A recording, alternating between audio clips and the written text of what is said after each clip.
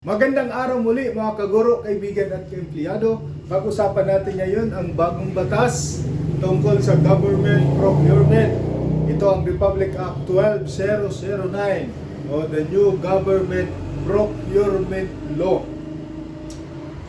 Ang malagang pag-uusapan natin ngayon yung tinatawag na direct acquisition.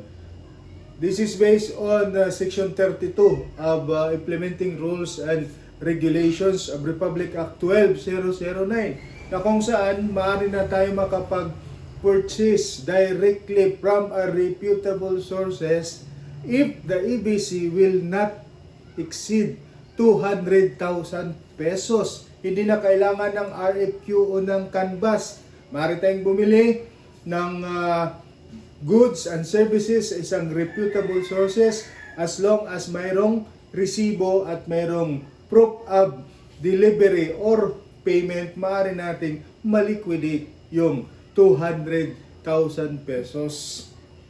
Ngayon, ano ang definition ng direct acquisition under the Implementing Rules and Regulations of RA 12009? Direct acquisition is a mode of procurement of non-common use supplies and equipment or common use supplies and equipment not available in PSDBM and services that is not exceeding 200,000 pesos wherein the procuring entity need not to conduct canvas or request for quotation and may directly procure from a known and reputable sources. So hindi na po kailangan pa na gumawa ng canvas o ng RFQ. Hindi kagaya ng lumang batas, yung Republic Act 9184 na kailangan pa natin na mag-send ng RFQ at kailangan natin ng canvas. So ito po yung pagbabago.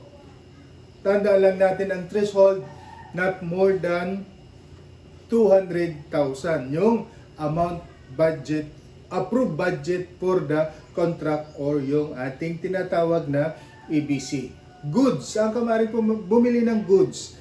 Maaari kang bumili sa mga department store, sa depot, fast food chain, grocery, supermarket, wholesale and retail store, convenience store, clothing and apparel, bookstore, drugstore, pharmacy, automotive parts and accessory stores, and construction and hardware store, and even online store, as long as they are readily available and off the shelves.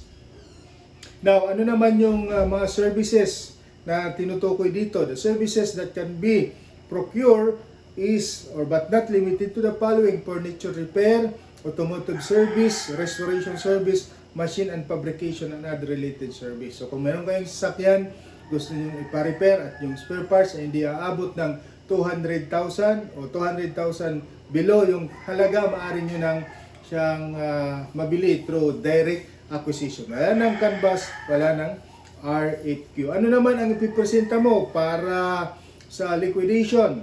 You need to present the sales invoice as approved by the BIR, official receipts ng tindahan na yon, at the proof or the document for as evidencing the delivery of said goods and payment. So, kailangan lamang may resibo at may proof of delivery and payment. So, maaari natin maliquidate yung 200,000 pesos. Yun lamang po mga kaguro, kaibigan at empleyado. Maraming